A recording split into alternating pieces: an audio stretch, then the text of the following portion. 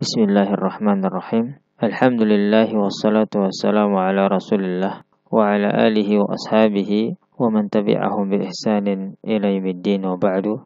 Ikhwati fillah, azani Allah wa iyyakum. Alhamdulillah, kita lanjutkan kembali pembahasan as-sirah an-nabawiyah. Pembahasan kali ini berkaitan dengan permulaan nubuwah atau kenabian Nabi kita sallallahu alaihi wasallam dan turunnya wahyu.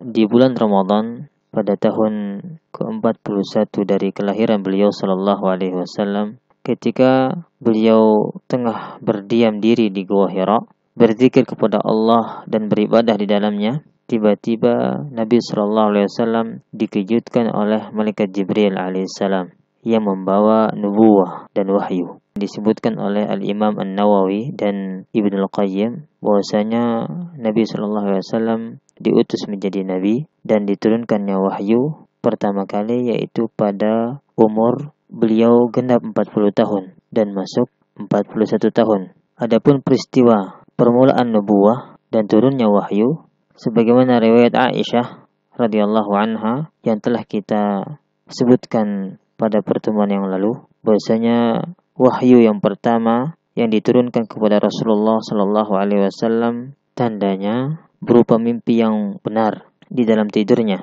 Beliau tidak bermimpi selain datang seperti cahaya fajar subuh. Kemudian timbul pada diri beliau keinginan untuk berkhalwat atau mengasingkan diri. Kemudian beliau mengasingkan diri di Gua Hira, bertahandus di dalamnya yaitu beribadah di dalamnya selama beberapa malam sebelum beliau sallallahu alaihi wasallam pulang kembali ke keluarganya, ke rumah Khadijah, guna mengambil bekal untuk keperluannya beliau kembali ke Gua Hira.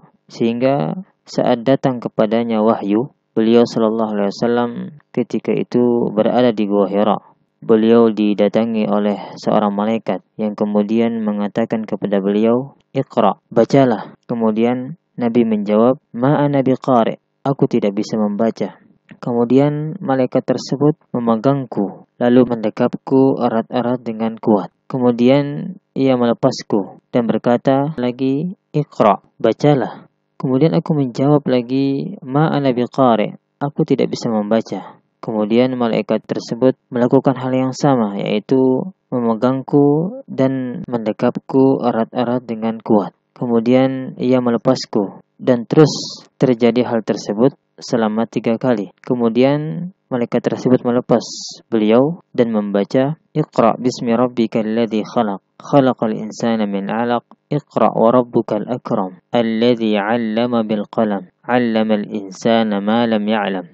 Bacalah dengan nama Rabbmu yang menciptakan. Dia telah menciptakan manusia dari segumpal darah.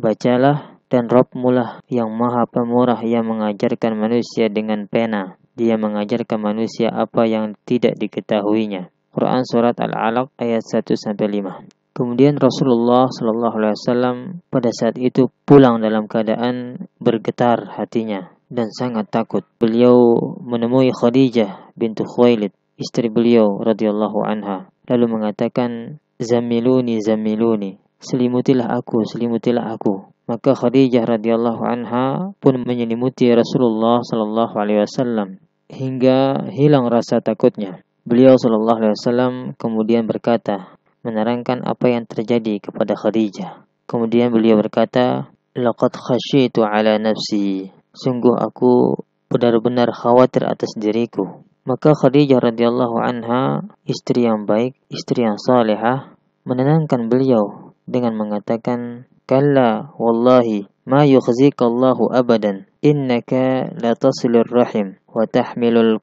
qal wa tuksibul ma'dum wa tuqri dhaif wa tu'inu ala nawaibil haqq." Khadijah berkata, "Sekali-kali tidak, demi Allah, Allah tidak akan menghinakanmu selama-lamanya. Engkau orang yang senang menyambung tali silaturahmi, memikul beban orang yang kesusahan, memberikan manusia apa yang tidak mereka miliki, suka menjamu dan membela dan membantu kebenaran." Kemudian Khadijah radhiyallahu anha mengajak Nabi kita Muhammad sallallahu alaihi wasallam pergi menemui Waraqah ibn Naufal, anak dari paman Khadijah radhiyallahu anha. Dia adalah seorang Nasrani di zaman jahiliyah. Dia mampu menulis Alkitab dalam bahasa Ibrani dan juga menulis Injil dalam bahasa Ibrani. Dan beliau sudah tua dan dalam keadaan buta. Khadijah berkata kepadanya, "Wahai putra pamanku, dengarkan cerita dari putra saudaramu yaitu Muhammad sallallahu alaihi wasallam." Kemudian Waraqah bin Naufal bertanya kepada beliau sallallahu alaihi wasallam, "Wahai putra saudaraku, apa yang engkau lihat?" Maka Rasulullah SAW menerangkan kejadian yang beliau lihat. Berkata Waraqah kepada beliau, "Hadha an-namus alladhi nazala ala Musa. Ya laitani fiha jaz'an. Laitani akunu hayyan idh yukhrijuka qaumuk."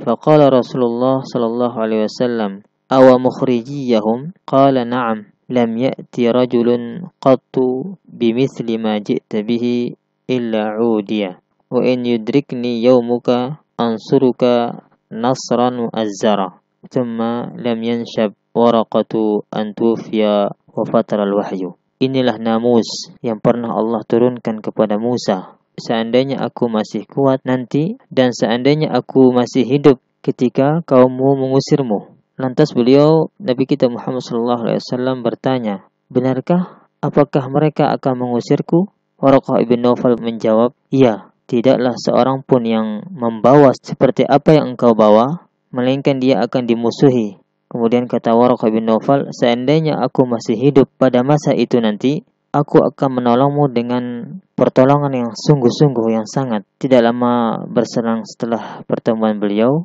Waraqah ibn Naufal meninggal dunia dan wahyu tertunda beberapa waktu. Hadis ini diriwayatkan oleh Al-Imam Al-Bukhari, Imam Muslim dan lain sebagainya. Kita cukupkan sampai di sini. Wassallallahu ala nabiyyina Muhammad wa akhiru da'wana alhamdulillahi rabbil alamin.